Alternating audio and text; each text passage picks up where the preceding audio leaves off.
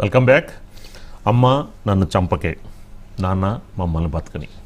ఈ wife and husband మధ్య గొడవలతో పిల్లల్ని చంపేస్తారు. ఈరోజు కూకట్పల్లిలో ఒక భార్య ఇద్దరు పిల్లలు సూసైడ్ చేసుకొని చనిపోయారు.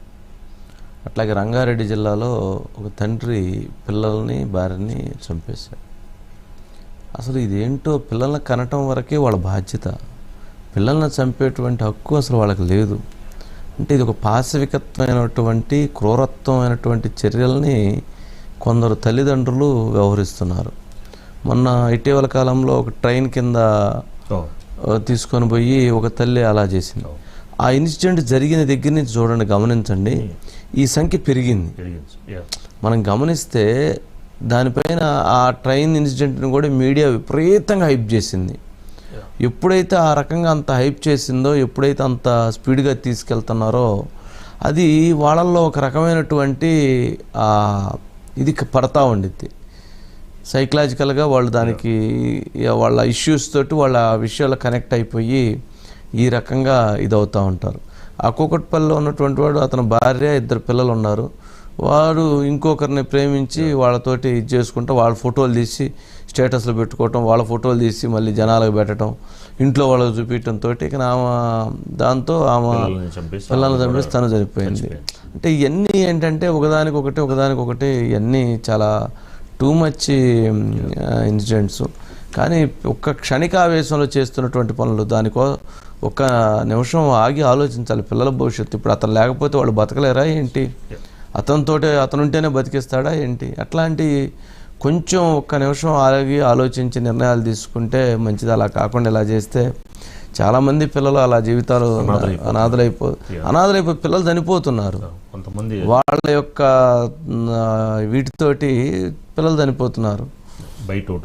ఒకసారి బయట పేజీ. ప్రవీణ్ అని ఇతను 31 years 13 years బ్యాక్ శ్రావంతి అనే అమ్మాయిని పెళ్లి చేసుకోవడం జరిగింది. వాళ్ళకి ఇద్దరు పిల్లలు. ఈ మధ్య కాలంలో ఒక అమ్మాయి తోటి ఈ ప్రవీణ్ పరిచయం ఏర్పడుకుని అమ్మాయిని ప్రేమించి ఆమెను పెళ్లి చేసుకోవడం వల్లే ఈ కుటుంబంలో ఇంకా కలతలు స్టార్ట్ అయ్యి, దాని తర్వాత ఇద్దరి మధ్యన చాలా మనస్పర్ధలు వచ్చి అక్కడ పోలీస్ స్టేషన్ లో కూడా కేసులు పెట్టుకోవడం నాకు జరిగిందని తెలుస్తా ఉంది. ఈ క్రమంలోనే ఒక 4 days బ్యాక్ మళ్ళీ గొడవ పెట్టుకుని ఆమె వాళ్ళ తల్లిగారి ఇంటికి వెళ్ళిపోయినట్టు, ఆ వెళ్ళిపోయిన తర్వాత ఇద్దరు కూడా నిన్న వాళ్ళ భార్య దగ్గర పోయి అక్కడ పెద్ద మనుషుల సమక్షంలో మాట్లాడుకుని అమ్మాయిని మంచి చూసుకుంటానని తీసుకొచ్చారు. నిన్న సాయంత్రం 4 o'clock ఇక్కడికి వచ్చారు. నైట్ ఏమి ఇష్యూ అయిందనేది మధు ఉన్నారు సార్. రైట్ మధు, ఏంటి ఇన్సిడెంట్స్ బాగా విపరీతంగా పెరుగుతున్నాయి? ప్రతిరోజు ఎక్కడో దగ్గర 1 లేదా 2 ఇన్సిడెంట్స్ వస్తానే ఉన్నాయి.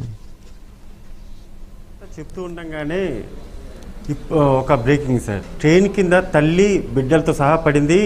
ఇప్పుడు ఆ తల్లి చనిపోయింది, బిడ్డల పరిస్థితి విషమంగా ఉంది. అది ఒకవైపు అయితే, కన్న బిడ్డను, అప్పుడే పుట్టినటువంటి బిడ్డను హాస్పిటల్ ట్యాంకర్లో వేసినటువంటి ఘటన ఒకటి, అది ఒకటి. ఇప్పుడు చూసుకుంటే మాత్రం సార్, కన్నాం కదా, కని పెంచాం కదా అంటే కాపాడాలి సార్. కని పెంచాం కదా అని కత్తి తీసుకొని పొడిచి చంపడం ఇందో తెలియట్లేదు సార్. ఆ రంగారెడ్డి జిల్లాలో జరిగినటువంటి ఆ ఇన్సిడెంట్ ఏదేందో, నిన్న ఇదే టైంకి ఆ పిల్లలందరూ కూడా తిన్నారు, నిద్రపోతున్నారు.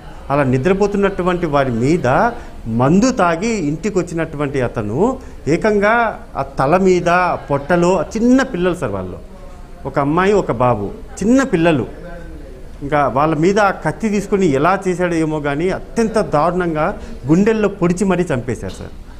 అది ఒకటి. ఇక కూకట్పల్లిలో చూసుకుంటే ఇది ఇంకా చెప్పలేనటువంటి పరిస్థితి. కూకట్పల్లిలో కన్న తల్లి అంటే రీజన్స్ ఏదైనా ఉండొచ్చు, కానీ ఆమె ఎంత లోపల మదన పడిందో ఏమో కానీ, ఇంకా తను లేకపోతే తన బిడ్డల పరిస్థితి ఎలా అనుకుందేమో, కానీ ఆమె కూడా చనిపోయి తన బిడ్డలను కూడా తనతో పాటు తీసుకెళ్ళింది.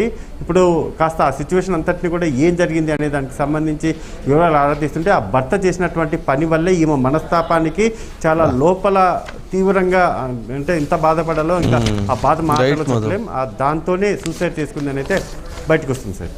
Okay Madhu, right. నెక్స్ట్ అండి, సినిమా వాళ్ళు గ్లాసులు పట్టుకుంటే తప్పు లేదు, పొలిటీషియన్స్ పట్టుకుంటే తప్ప. ఎవరైనా అనిరుద్ధ్ రెడ్డి గారు, జడ్చర్ల ఎమ్మెల్యే గారు, మొన్న ఇప్పసారా గురించి కొద్దిగా హడావుడి చేశారు. మళ్ళీ ఈ రోజున ఆయన సెన్సేషనల్గా